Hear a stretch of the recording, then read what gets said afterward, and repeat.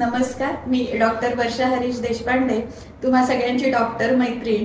आज आपल्या मनोवेदचा जो यूट्यूब चॅनल आहे तर त्याच्या अंतर्गत आज एक आपण नवीन पॉडकास्ट घेऊन आलेलो आणि खूप इंटरेस्टिंग विषय आहे खरं तर आजचा. तुम्ही आतापर्यंत साधारण माझ्याबरोबर फिजिकल हेल्थ आणि मेंटल हेल्थ रिलेटेड व्हिडिओज बघितले.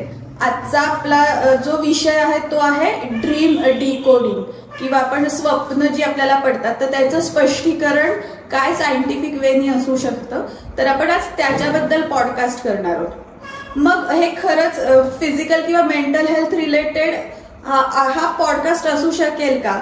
तर हो, सायकोलॉजीमध्ये खरंच हे असं सांगितलेलं आहे की स्वप्न जी आहेत तर ती कुठेतरी तुमच्या मनात जे तुमचे रिप्रेस्ड फिलिंग्ज असतात किंवा इमोशन्स असतात तर त्याच्यातून तयार झालेले असतात. तुम्ही रात्री साधारण जी तुमची थॉट प्रोसेस असते तर ती अशी जी थॉट प्रोसेस आहे की जी तुम्हाला फक्त त्याची लँग्वेज समजत नाहीये, अशी जी थॉट प्रोसेस आहे तर त्याला स्वप्न किंवा ड्रीम्स असं फ्रॉइडनी म्हटलेलं आहे.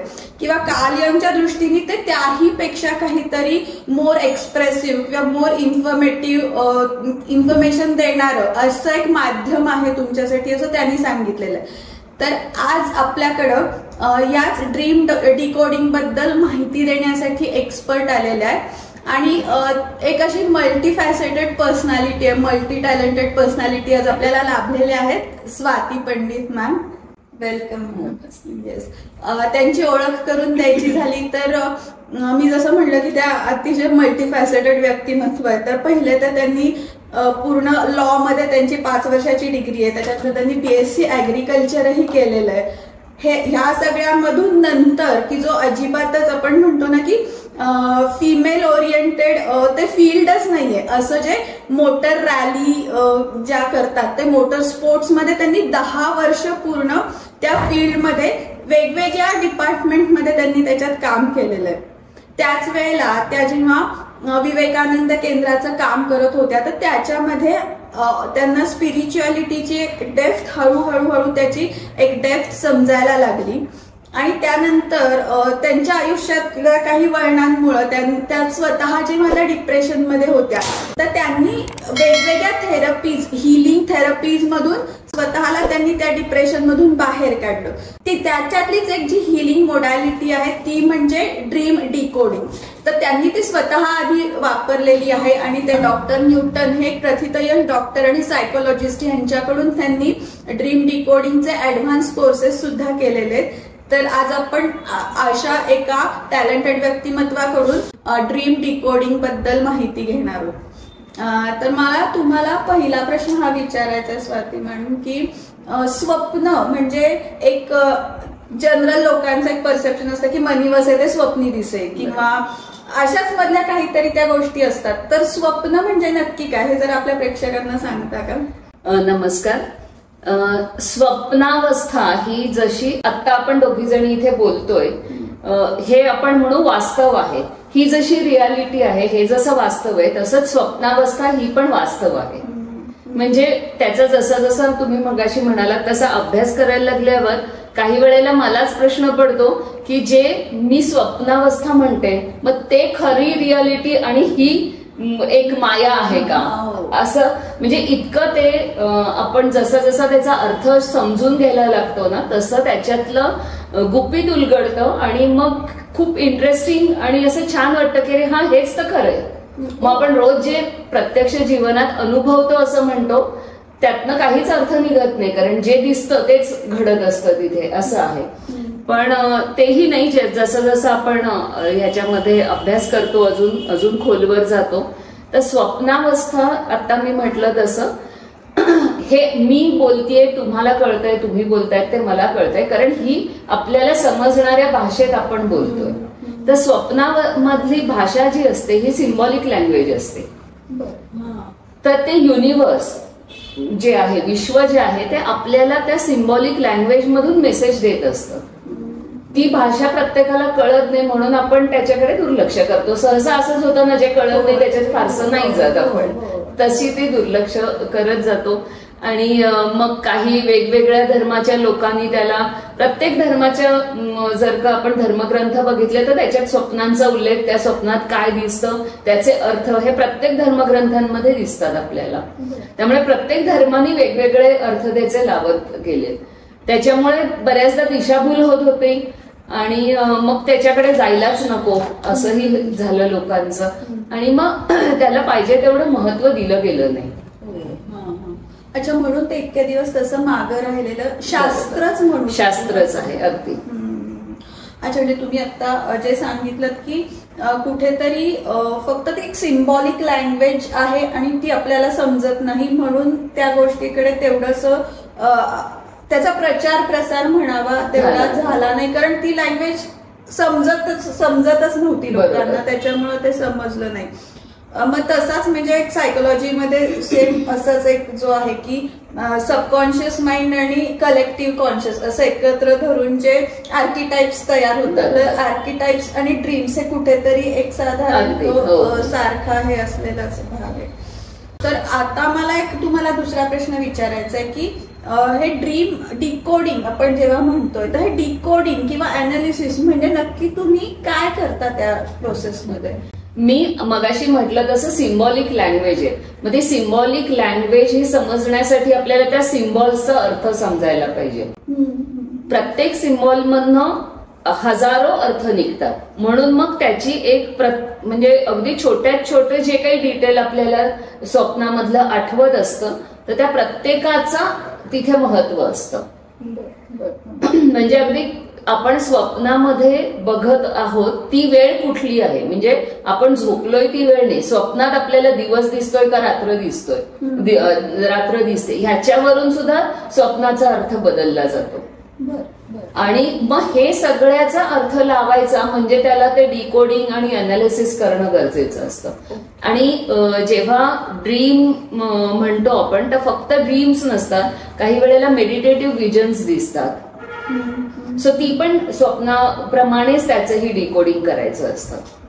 Dream, visions and science. काही वेळेला अशा सायन्स पण येतात ना की सतत आपल्याला काहीतरी अशाच प्रकारची लोक येत आहेत, ह्याच रंगाची गाडी येते, पुन्हा पुन्हा तेच अनुभव येत आहेत आपल्याला. किंवा आपण असं म्हणतो की अरे काही काम करायला गेलं ना तर त्याच्यामध्ये काहीतरी अडचण येते किंवा सतत आजारपणा येत आहेत. तर ह्या सगळ्याच मधनंही काहीतरी अर्थ निघत असतात. ड्रीम्स, सायन्स आणि विजन्स. ओके, या तिन्हीचं एकत्रीकरण करून तुम्ही डिकोडिंग करतो आणि अनालिसिस करतो. मग त्याचं डिकोड झाल्यानंतर मग त्याचं पूर्ण अनालिसिस, कारण म्हटलं तसं एकेका सिम्बॉल मधून हजारो अर्थ निघतात. मग इथे नक्की कुठला अर्थ अभिप्रेत आहे किंवा योग्य आहे ते जसं जिक्सॉ पझल सारखं की अच्छा हा तुकडा इथे कधी बसेल जेव्हा बाकीचे तुकडेही त्याच्या बरोबरीने फिट होतील. अच्छा, म्हणजे तुम्हाला सगळ्याच गोष्टी त्या पद्धतीने जोडाव्या लागतात. बरोबर, एकच मिळून त्याचा तुकडा चालत नाही, त्याचं फिट व्हावं लागतं. अच्छा, मग म्हणजे ह्याच्यासाठी असं काही आहे का जेव्हा तुम्ही आता असं विचारताय तर मग एकच स्वप्न का, म्हणजे त्याच तुम्ही का अशी 4-5 स्वप्न एकत्र असं डिकोडिंग असतं की कसं? नाही, एकेका स्वप्नाचंही करतो. आता तसंच असं पण असतं की तुम्हाला आत्ता माझ्याकडे आलाय आणि तुम्हाला अचानक एक 10-12 वर्षांपूर्वी किंवा तुमच्या लहानपणी तुम्हाला वारंवार कुठलं स्वप्न पडायचं किंवा एखाद्याच वेळेला पडलेलं असेल पण ते खूप छान लक्षात, सगळे डिटेल्स लक्षात राहतात, तर ते आत्ता तुम्हाला आठवलंय म्हणजे ते स्वप्न तुमच्यासाठी आत्ता महत्वाचं आहे. तेव्हाही होतच. जसं आपण अनेक वेळा आध्यात्मिक क्षेत्रामध्ये जेव्हा आपण अभ्यास करत असतो तेव्हा आपल्याला माहितीये की आपल्याला युनिव्हर्स पुन्हा पुन्हा संधी देत असते, तशीही पुन्हा मिळालेली संधी आहे. मग ते आत्ता आठवलंय म्हणजे ते आत्ता महत्वाचं आहे, त्याच्यामधून जो काही तुमच्यापर्यंत संदेश दिला जातोय तो.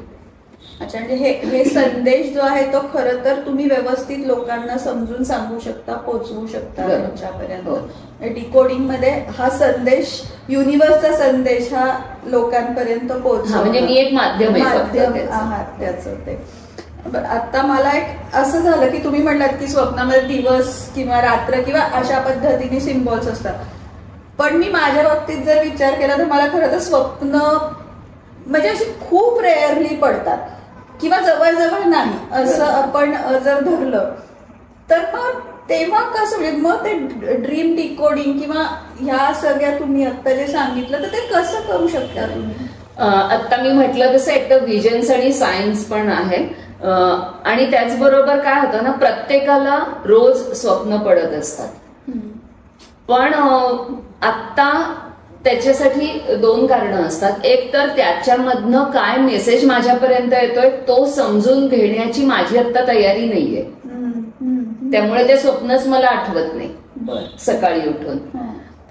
आणि दुसरं म्हणजे जर आपण ह्याच्यासाठी एक गोष्ट आहे की रात्री झोपण्यापूर्वी मी जर का if I make a intention की मला उद्या सकाळी जे काही स्वप्न पडणारे रात्रीतून ते उद्या सकाळी उठल्यावर मला आठवायला हवंय, तर ते मला व्यवस्थित आठवतं. बर, ओके, ट्राय करून बघायला. फक्त असं असतं की आपण सकाळी उठल्या उठल्या आधी ते स्वप्न लिहून ठेवायचं, जर्नलिंग टाईप. जर्नलिंग हे पण म्हणजे आपण नंतर बोलूच की ड्रीम जर्नल म्हणजे काय आणि ते कसं त्याच्यात मेंटेन करायचं आणि त्याचा उपयोग काय. Okay okay. म्हणजे तुम्ही आता जे सांगितलं तर मे बी म्हणजे मला स्वप्न पडत नाही याचा अर्थ कुठेतरी मी अजून ते युनिव्हर्सचा जो काही मला मेसेज असेल तो घ्यायला तेवढी सक्षम नाहीये किंवा आता त्याची गरज नाहीये म्हणून ते तसं होतंय. आणि मी या कुठल्या तरी मिसकन्सेप्शन मध्ये होते की मला खूप गाढ झोप लागतेय आणि मग ते गाढ झोप लागणं हे खूप छान असतं आणि त्याच्यामुळे मला स्वप्न पडत नाही. तर आता इथे थोडस हे आहे की सक्षम आपण सगळेच जण असतो म्हणूनच तो मेसेज पाठवत असतं युनिव्हर्स. पण आता कदाचित योग्य वेळ नसेल त्याचा अर्थ समजून घेऊन त्याच्यावर काम करण्याची. अनेक वेगळ्या वेगळ्या गोष्टी त्याच्यासाठी कारणीभूत असू शकतात. अगदी फॉर एक्झाम्पल कोणाची मुलं 10वी 12वी किंवा अशा म्हणजे काय शिक्षणाच्या अशा ह्याच्यात असतील स्टेजमध्ये की जिथे त्यांच्यावरती जास्त फोकस केलं पाहिजे, तर मग तो मेसेज माझ्यापर्यंत पोचला, मला त्याचा अर्थ समजला तरी कदाचित मी त्याला द्यायला लागणारा वेळ नाही देऊ शकणार. अशी अनेक कारणं असतात आणि ही म्हणूनच ही सगळी गुपितं असतात युनिव्हर्सची जी आपल्याला नाही कळत. गुपित हा शब्द खरंच अगदी गुपित आहे. हो, अच्छा, युनिव्हर्स कडून आलेल्या गुपित किंवा सिक्रेट आहे की जे खरं तुम्ही आमच्यापर्यंत पोहोचवताय. म्हणजे मी जसं इंट्रोडक्शन मध्ये सांगितलं की तुम्ही स्वतः जेव्हा तुम्ही एका खडतर काळातून जात होता तेव्हा ड्रीम डिकोडिंग हे थेरपी म्हणून तुम्ही स्वतःसाठी यूज केलं आणि त्याचाही तुम्हाला फायदा झालेला. तर मग हे थेरपी म्हणून कसं ऍक्ट होतं? ओके, आता काही जण बघा म्हणतात की माझ्यानं मला सूचक स्वप्न पडतात आणि मग ते स्वतःला थोडंसं असं प्राऊड फील करतात. सगळ्यांची स्वप्न सूचक असतात, प्रिमोनेशनच असतात सगळ्यांची स्वप्न ही. फक्त ते आधीच म्हटलं तसं की आपल्याला कळत नाही म्हणून असं वाटतं आणि मग त्या व्यक्तीला असं काहीतरी विशेष दर्जा मिळतो मित्रमैत्रिणींमध्ये, फॅमिलीमध्ये. तर आता जेव्हा मला सूचक स्वप्न पडतायत किंवा काही वेळेला क्वचित असं होतं की जे घडून गेलंय त्याचा अजून अर्थ, आपल्या मनात अनेक प्रश्न असतात ना जे घडून गेले त्याच्याबद्दलही, त्याचा अजून अर्थ उलगडून सांगणारंही स्वप्न पडतं की ज्याचा आपल्या पुढच्या जे काही आपण वागणार आहोत त्याच्याशी संबंध असू शकतो.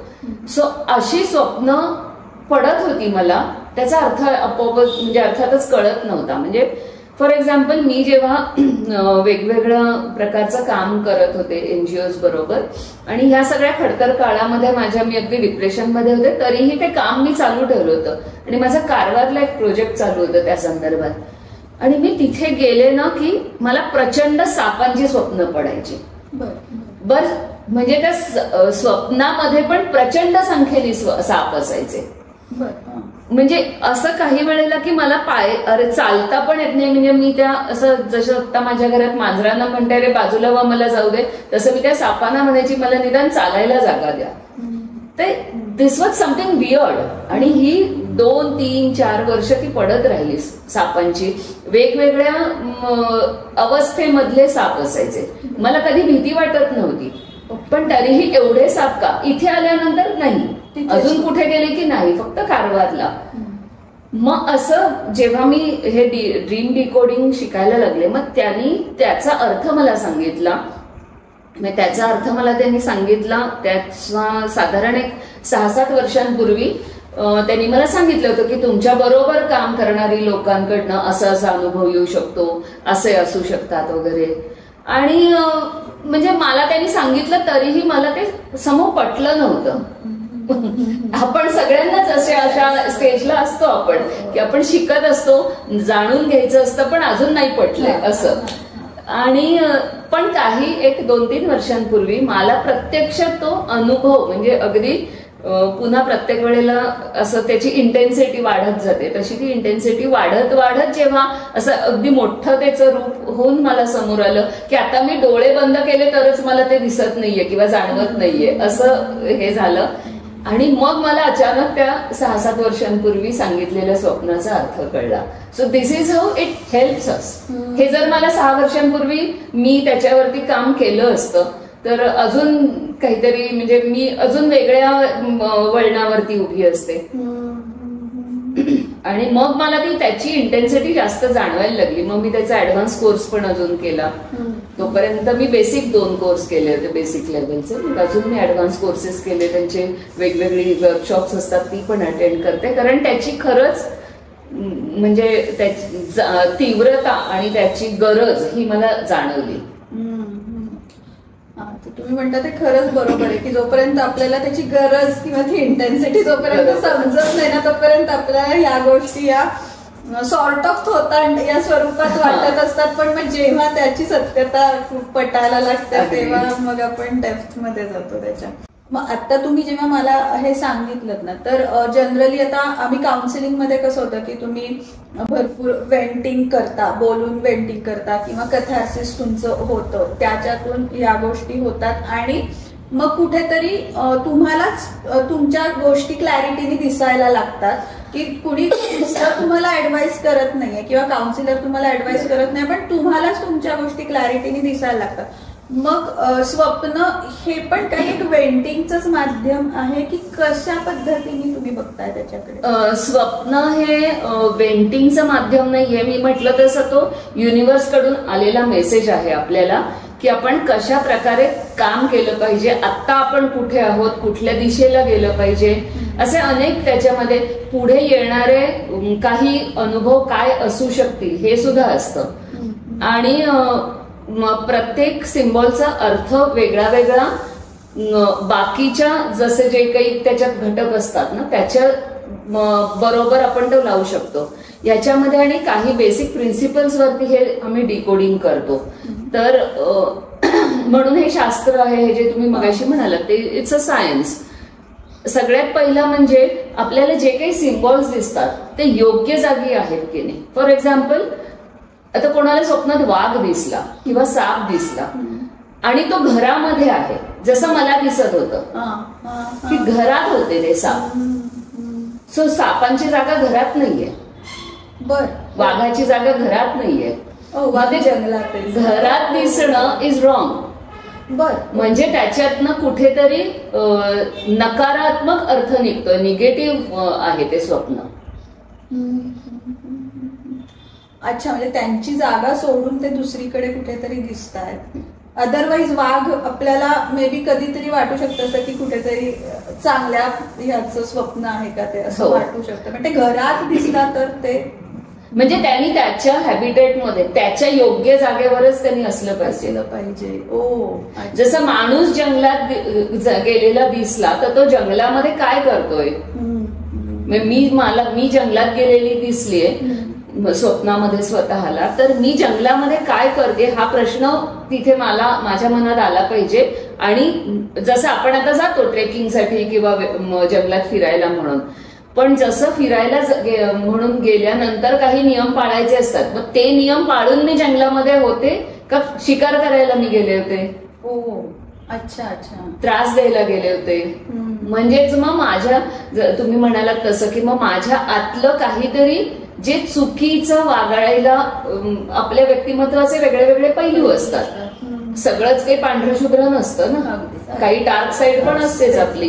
मग ती डार्क साईड कुठेतरी बाहेर येते का माझी. बर, ओ, जर मी त्या प्राण्यांना काहीतरी इजा पोचवण्याच्या दृष्टीने किंवा जंगलात लाखचं एखादं झाड तोडवायचंय किंवा अशा प्रकारच्या कुठल्याही ऍक्टिव्हिटीमध्ये मी इन्व्हॉल्व्ह आहे किंवा त्या दृष्टीने मी गेले असेल जंगलात, तर म्हणजे माझं डार्क साईड आत्ता बाहेर येते.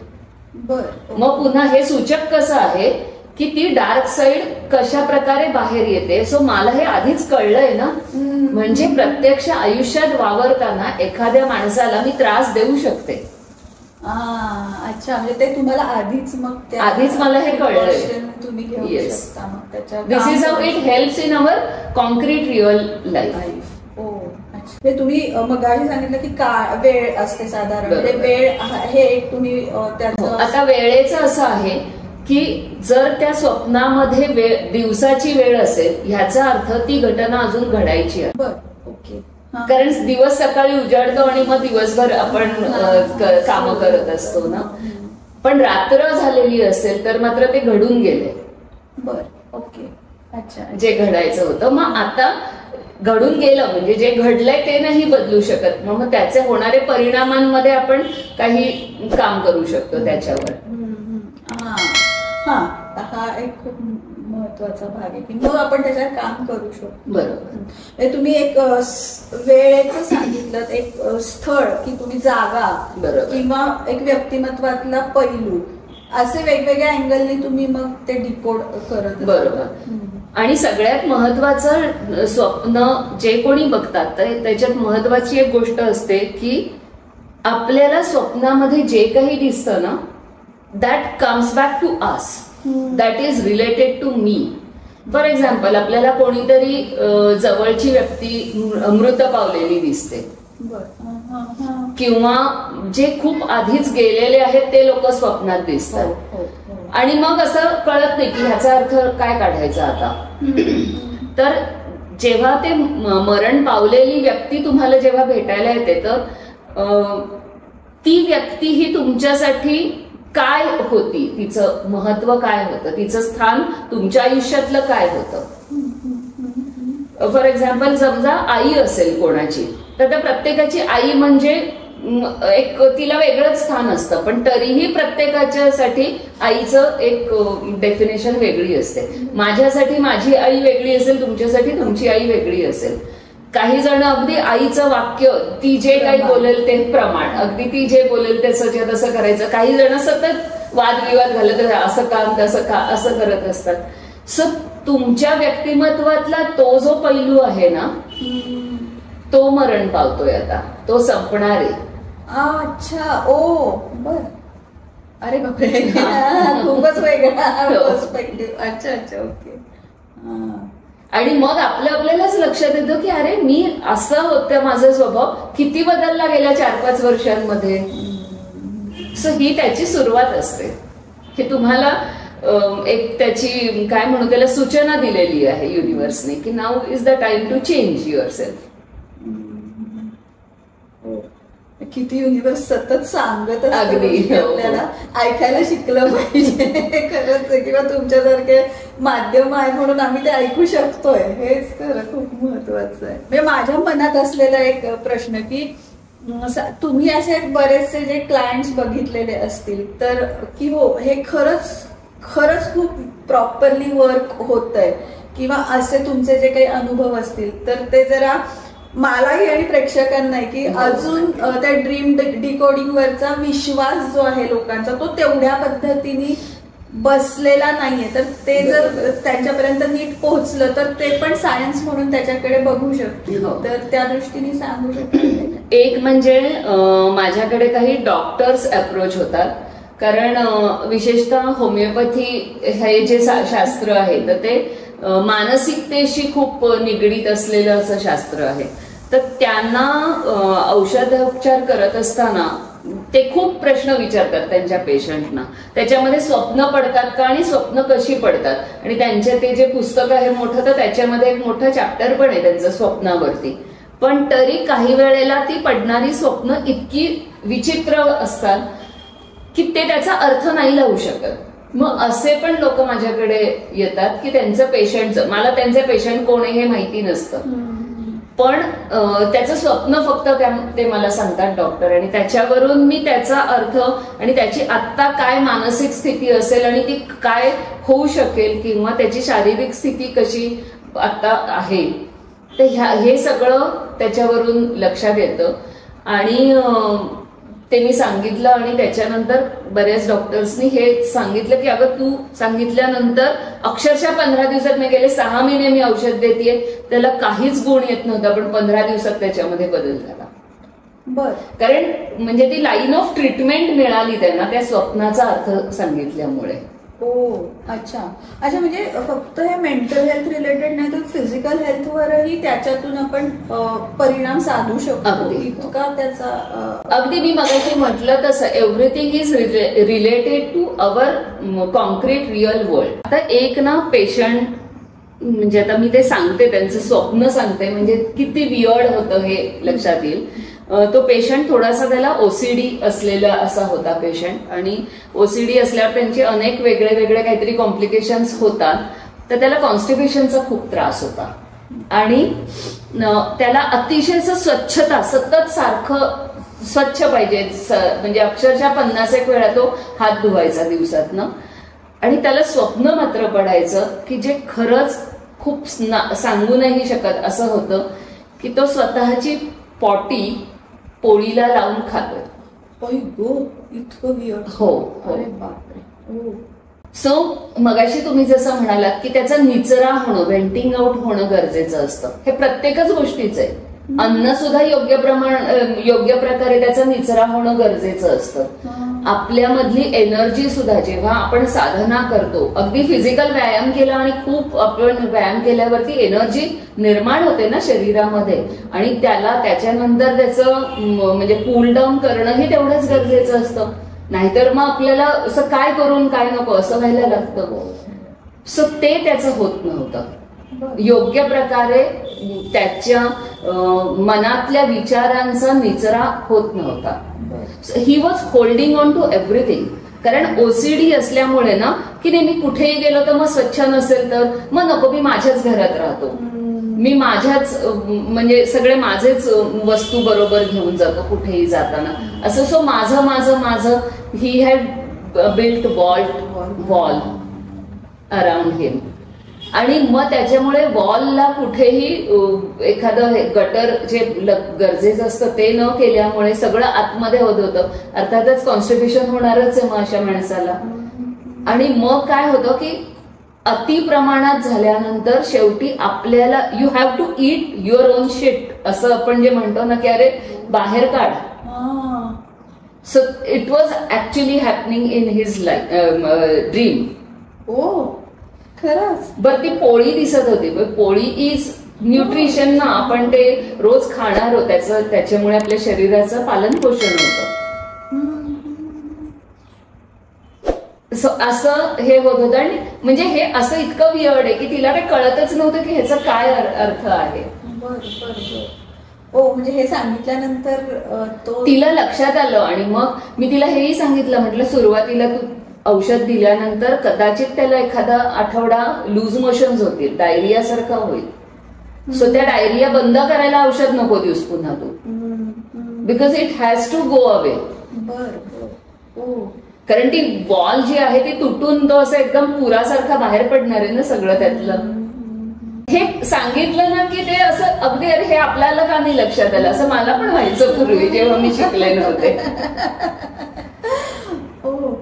आणि मग तुम्ही जे तुमचं सापाचं जे स्वप्न सांगितलं, आता ते कसं झालं त्यावेळेला त्यांनी असं सांगितलं होतं की साप हा जो प्राणी आहे अनेकांच्या स्वप्नात वेगवेगळ्या प्रकारे दिसतो. म्हणजे आपल्याकडे हिंदू धर्मामध्ये सर्वसाधारण की कोणीतरी प्रेग्नंट असेल की मग तिला मुलगा होणार आहे, त्याच्या तो साप दिसला का स्वप्नात, इतकं साधं त्याचं हे घेतलं जातं.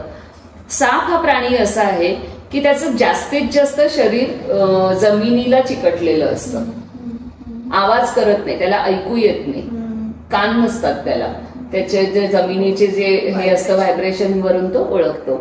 सो साप दिसणं ह्याचे किती वेगळे वेगळे अर्थ असतात. आता माझ्या बाबतीत त्यांनी काय सांगितलं होतं आणि नंतर अजून काही अर्थ आपण बघू. सो माझ्या बाबतीत त्यांनी असं सांगितलं होतं जसं साप हा यू कॅन से तो आवाज न करता येतो, पण तो दंश करून जाऊ शकतो. तसे तुझ्या आजूबाजूला असलेली लोक आहेत की जी तुला वरून नाही वाटत आहेत आता, ती खूप काम करतायत माझ्या बरोबर, मला मदत करतायत ह्या कामात असं वाटतंय, पण ती कुठेतरी धोका देऊ शकते. पण त्यावेळेला मी म्हटलं तसं की तसा अनुभव आलाच नव्हता मला त्यांचा, त्यामुळे त्याच्यावर विश्वास नाही बसला. मग काही वर्षानंतर जेव्हा तो अनुभव आला, अजून मे बी ते सबकॉन्शियस मध्ये राहिला असेल त्यांनी सांगितलेला तो अर्थ, म्हणून त्या दृष्टीने ऑब्झर्वेशन चालू होतं आणि मग ते हळूहळू माझ्या बारीक बारीक गोष्टींमधनं लक्षात यायला लागलं. पण मग पुन्हा अरे आपण काहीतरी तर्क लावतोय का आपलेच, असं पण होत राहतं ना, आपले स्वतःवरती डाऊट करतो. पण मग मी ते काम थांबवलं नंतर. खूप त्याचा पुढे म्हणजे त्या माझ्या मागे सांगितलेला तो अर्थ आणि मला येणारा अनुभव रोजच्या आयुष्यातला ह्याचं मी सांगड घातली आणि खूप मोठं नुकसान व्हायच्या आतच मी ते काम थांबवलं तिकडचं. असं केलं. इतक्या पद्धतीने उपयोग होऊ शकतो. म्हणजे मेंटल हेल्थ झालं, फिजिकल हेल्थचं बाबतीत तुम्ही सांगितलं, आणि मे बी असे काही खड्डे जे आपल्यासाठी मे बी फ्युचरमध्ये खणून ठेवलेले असतील तर तिथल्या जाण्यापासून तुम्ही वाचू शकता जर का या गोष्टींकडे तुम्ही व्यवस्थित लक्ष देऊ शकला होतं. इव्हन काही जणांनी मला जेव्हा त्यांचे स्वप्नांचे अर्थ सांगितलेत आणि पुढे येणाऱ्या काही गोष्टींचं हे होतं की अजून या गोष्टी इतक्या ह्याच्यामध्ये काळात घडू शकतील. आता त्याच्यात अनेक गोष्टी असतात की साधारण काळ किती लागेल हे पण आपण सांगू शकतो, एक 5-6 महिने काय अनेक वर्ष असं आपण सांगू शकतो. तर तसं सांगितल्यावरती मला अनेक जणांनी हेही सांगितलं की अगं आता तू सांगतेस ना, तर आम्ही पत्रिका कोणाला तरी दाखवली होती आणि पत्रिकेवरून पण त्यांनी हे सांगितलं की असं असं होण्याची शक्यता आहे तुमच्या आयुष्यात. हो बरं, अच्छा. म्हणजे ज्योतिषशास्त्र ज्या पद्धतीने वर्क करतं तसंच हे पण. हा म्हणजे आता त्याचे जाण्याचे मार्ग वेगळे आहेत दोन्हीचेही, पण हो तशाच प्रकारचं म्हणजे योग. आता ते म्हणताना योग म्हणतात, मी असं म्हणते की असं काहीतरी घडू शकतं, घटना घडू शकतात असं असतं. हा पण म्हणजे शास्त्र म्हणूनच त्या गोष्टी त्या पद्धतीने वर्क होतात. आता मी मगाशी म्हटलं तसं की एकाच सिम्बॉल्सचे अनेक अर्थ, मग आपल्या इथे कुठला फिट होतो. तो जसा मला ते साप एवढे अनेक दिसत होते आणि ते माझ्या पायात यायचे, म्हणून त्यांनी तो अर्थ काढला की तुझ्या पायात येत आहेत म्हणजे तुला चालायलाही ते कठीण करतायत. बरं मी काही घाबरलेली नसायची तिथे आणि मला प्रत्यक्षातही भीती नाही वाटत सापांची, तिथेही नव्हती वाटत. पण म्हणजेच ते अगदी तुझ्या जवळपास वावरणारी लोक आहेत म्हणून भीती वाटत नाही, असं ते प्रत्येक गोष्टीचे अर्थ लागतात. म्हणजे ह्याच्यामध्ये तुम्ही शिकणं आणि थोडंफार तुम्हाला स्पिरिच्युअलिटीचा पण एक बेस असणं, हा पण एक खूप त्याला महत्वपूर्ण एक हे हो. किंवा तुम्ही किती तुमचं वाचन आहे किंवा तुम्ही हे किती पद्धतीने डिकोड करू शकता, हे अभ्यासाबरोबरच ह्या सगळ्या गोष्टींनी पण. हो, अभ्यास आणि अनेक गोष्टी इतर पण आहेत. जसं मी पास्ट लाईफ रिग्रेशन ही जी एक थेरपी आहे, हिलिंग मोडॅलिटी, तर ती पण म्हणजे मी त्याच्यामध्ये हे वापरते किंवा त्याच्यातले काही जी प्रिन्सिपल्स आहेत ती मी डिकोडिंगमध्ये, ड्रीम डिकोडिंगमध्ये वापरते, असंही करत असते. कारण पास्ट लाईफ रिग्रेशन मध्ये काय होतं, when the client is into trance, त्यांना वेगवेगळे विजन्स दिसत असतात ना, मग त्या विजन्सचा अर्थ लावायला मला ह्या ड्रीम डिकोडिंगचा उपयोग होतो. मगाशी तुम्ही विजन पण म्हटलं. हो बरोबर. हो किंवा तुम्ही त्या मेडिटेटिव्ह स्टेटमध्ये पण जी विजन्स म्हटलं तर ते पण म्हणजे ह्याच अंतर. अगदी हो. काही वेळेला ना आपल्याला वरवर वाटणारी स्वप्न असतात की खूप पॉझिटिव्ह आहेत, छान वाटलं.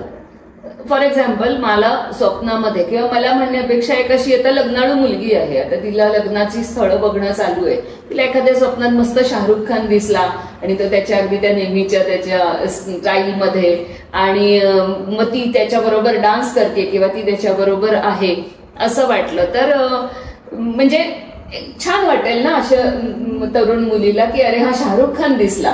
कितीतरी जणींच्या स्वप्नात तो येत असेल आणि तो माझ्याही स्वप्नात आला आणि वा म्हणजे आता माझं छानच होणार आहे, शाहरुख खान सारखा कोणीतरी मला मुलगा मिळणार आहे. हे वरवर बघता जे छान वाटणारं स्वप्न आहे, खरं म्हणजे त्याचा अर्थ थोडासा नकारात्मक आहे. आता शाहरुख खान ही एक पब्लिक फिगर आहे आणि ती पब्लिक फिगर ही एका रोमॅन्टिक म्हणजे हिरो, रोमॅन्टिक म्हणण्यापेक्षा हिरो ह्या संकल्पनेशी जोडलेली अशी पब्लिक फिगर आहे. आणि तो आत्ताच म्हटलं तसं अनेकांच्या स्वप्नात जात असेल. म्हणजेच तो एक दिखाऊपणाचं आहे. I am not against Shahrukh Khan, मलाही आवडतो तो, म्हणजे तो प्रत्यक्षात माणूस म्हणून खूप वेगळा असू शकेल, पण तो जो पडद्यावरती असतो तो पडद्यावरती एक त्याचं ते कॅरेक्टर जे आहे ना, तर ते एक दिखाऊपणाचा तो हे आहे ना, त्याच्यामध्ये रियालिटी काही नाहीये त्या कॅरेक्टरमध्ये. सो कुठेतरी माझं रियालिटीशी मी म्हणजे स्वप्नरंजनात रमते म्हणतात ना, तसं माझं रियालिटीशी नातं तुटतंय आणि मग मी त्या म्हणजे अवास्तव कल्पनांमध्ये जातीये आणि ज्या अवास्तव कल्पना ह्याचा खऱ्या आयुष्याशी संबंध नाहीये, त्याही पेक्षा महत्वाचं म्हणजे जे फक्त एक शोई काहीतरी असतं ना, चमकणारं, त्याच्याकडे मी अट्रॅक्ट होतीये. आणि मग अशा मुलीला खरंच योग्य प्रकारे अशा मानसिकतेमध्ये असताना ती योग्य प्रकारे लग्नाचा जोडीदार नाही निवडू शकणार आहे. आणि मग जो काही जोडीदार ती निवडेल तर काही दिवसांनंतर तिचा भ्रमनिरास होणार आहे. म्हणजे हे एक कॉशन म्हणून पण आई वडिलांनी म्हणा किंवा तिने स्वतःने सुद्धा ते घेतलं तर तिला त्याचा उपयोग होऊ शकेल. म्हणजे मगाशी तुम्ही जसं म्हणलात की फ्युचरमध्ये तुम्हाला जर काही ऑब्स्टॅकल्स असतील तर किंवा एखादा खड्डा दिसतोय तर पडू नकोस भाई त्याच्यामध्ये, हे सांगणार. मगाशी आपण साधारण पहिल्या दुसऱ्या प्रश्नामध्ये तुम्ही ड्रीम जर्नलिंग बद्दल काहीतरी बोललात की आपण हे पुढे बोलू असं म्हणलं होतं, तर मग त्याबद्दल जरा प्रेक्षकांना आपल्या सांगाल का? बरोबर. आता ड्रीम जर्नलिंग म्हणजे पुन्हा एकदा तो अभ्यास आहे स्वतःचाच, की प्रत्येक वेळेला स्वप्न सकाळी उठल्या उठल्या आपल्याला आठवतं किंवा काही वेळेला ना रात्रीतनं पण आपण स्वप्न बघतो आणि एकदम जाग येते आणि मग झोप लागायला थोडा वेळ जातो. तर आपल्या अगदी उशाशी जर का आपण एखादा कागद आणि पेन ठेवलं तर निदान काही मुद्दे आपल्याला पटकन उतरवून ठेवायला त्याची मदत होते, जेणेकरून आपण त्या स्वप्नांचे अर्थ समजून घेऊ शकतो नंतर. ताबडतोब म्हणजे जेव्हा काहीतरी आपल्या जवळ असतं तेव्हा ते लिहिणं सोपं जातं. आता ह्या ड्रीम जर्नल असं ठेवण्याचा उपयोग काय, तर मगाशी म्हटलं तसं की भविष्यात होणाऱ्या गोष्टी पण आपण त्याच्यातनं जाणून घेऊ शकतो. पण मला वैयक्तिकरित्या माझ्यासाठी उपयोग काय आहे, तर मी 10 वर्षांपूर्वी मला पडलेलं स्वप्न हळूहळू हळूहळू माझ्यामध्ये काही बदल घडलेत की नाही हे माझ्या स्वप्नांवरून मला पण लक्षात येतं. माझ्यामध्ये काही डेव्हलपमेंट ग्रोथ झालीये की नाही झालीये, का मी जिथे होते तिथेच आहे, हे पण माझ्या स्वप्नांमधनं लक्षात येतं. अच्छा, म्हणजे आपण त्या जर्नलिंगचा हा पण एक खूप मोठा आणि म्हणून सगळ्यांनी ड्रीम जर्नलिंग करावं असं सगळ्यांना मी सांगेन, प्रेक्षकांनाही सांगेन. म्हणजे डिकोडिंग हा पुढचा भाग आहे, पण तुम्ही तुमची ड्रीम्स लिहून ठेवणं हा तर जर्नलिंग म्हणजे आपण ते लिहून ठेवायचं. आणि अगदी मुद्दे म्हणजे पूर्ण वाक्य लिहायची काही गरज नसते, जे काही दिसलंय आपल्याला तेवढं दिसलं की रंगीबेरंगी पक्षी, साप, वाघ जंगलात होता का वाघ घरात होता किंवा अजून काहीतरी मांजर, कुत्रा, ही जी काही प्रत्येक याला महत्व आहे. प्रत्येक जे काही अगदी निळं आकाश दिसलं, पाणी होतं, मग पाणी दिसलं तर नदी होती का नाला होता का छोटासा खड्डा होता, खड्ड्यातलं पाणी होतं, समुद्र होता, प्रत्येकाचं वेगळं वेगळं महत्व आहे. कारण जसं तुम्ही म्हणता की ग्रोथ किंवा डेव्हलपमेंट हे आपल्याला या जर्नलिंग मधून समजू शकतो, म्हणजे आपल्याच व्यक्तिमत्वात किती बदल होत गेलाय. म्हणजे तुम्ही पॉझिटिव्हली तुमचं आयुष्य आतापर्यंतच हे केलंय का, तुम्हाला त्याच्याकडे खरंच पूर्ण लक्ष देण्याची गरज आहे की ज्याच्याने तुमची डेव्हलपमेंट अजून चांगली होऊ शकते, हे पण आपण त्या जर्नलिंग मधून समजून घेऊ शकतो. इतका महत्वाचा खरं तर तो भाग आहे आपल्या ह्याच्यातला. आपण जर आता पॉडकास्टच्या शेवटाकडे यायचं म्हटलं तर साधारण ह्या सगळ्या पर्स्पेक्टिव्ह मधून प्रेक्षकांनी या पॉडकास्ट मधून एक टेकअवे मेसेज म्हणून घ्यायचा झाला तर तुम्ही काय द्याल तो त्यांना? एकतर स्वप्न बघा, मोठे मोठे स्वप्न बघा, स्वप्नांचे अर्थ समजून घेण्याचा प्रयत्न करा आणि प्रत्येक वेळेला हे लक्षात येऊ दे, मग स्वप्नामध्ये कोण माणसं दिसत आहेत, कोण प्राणी दिसत आहेत, जागा कुठल्या दिसत आहेत, ह्याच्यामध्ये अडकून न राहता त्याचं, मी मगाशी म्हटलं तसं की आई माझ्यासाठी काय आहे, ह्याचा प्रत्येकाचा संबंध माझ्याशी कुठे येतो, कसा येतो हे समजून घ्यायचं आहे त्याच्यातनं. So everything comes back to me. मग जेव्हा आपल्याला असं वाटतं की माझ्यावरती खूप अन्याय होतो, मला लोक सारखं नावं ठेवतात, हे का होतं हेही स्वप्नांचा अर्थ, म्हणजे ती लोक काही स्वप्नात नाही दिसणार आहेत तुम्हाला, पण स्वप्नांचे अर्थ समजून घेतल्यामुळे याही गोष्टी समजणं शक्य होईल आणि तुम्हाला आवश्यकता वाटली तर बदल करता येतो. म्हणून स्वप्न बघा हे मी सगळ्यांना सांगितलं. एकदम. आणि मला तर आजच्या पॉडकास्ट मधून ना हे नक्की लक्षात आलं की हे खरंच एक सायन्स आहे, एक शास्त्र आहे, थेरपी म्हणून वर्क होणारं शास्त्र आहे, किंवा तुम्हाला तुमच्या भविष्यामध्ये जर काही धोके असतील तर त्याच्यासाठी वॉर्न करणारं हे एक शास्त्र आहे. आणि वेंटिंगचं एक माध्यम म्हणून सुद्धा ते वर्क होऊ शकतं. आणि फक्त मेंटल हेल्थच नाही तर फिजिकल हेल्थवरही त्याचे इफेक्ट्स आपण घेऊ शकतो. तुम्ही ते होमिओपॅथी डॉक्टरांशी रिलेटेड गोष्टी सांगितल्या. तर इतक्या सगळ्या माध्यमातून हे ड्रीम डिकोडिंग वर्क होऊ शकतं. तर ह्याचा थेरपी म्हणून खरंच प्रेक्षकांनी सुद्धा त्या गोष्टीकडे बघायला काहीच हरकत नाहीये. तर आजचा हा इतका सुंदर पॉडकास्ट तुमच्यामुळं मला आणि माझ्या प्रेक्षकांना बघायला मिळाला, त्याबद्दल मी खरंच खूप मनापासून तुमची आभारी आहे. Thank you so much.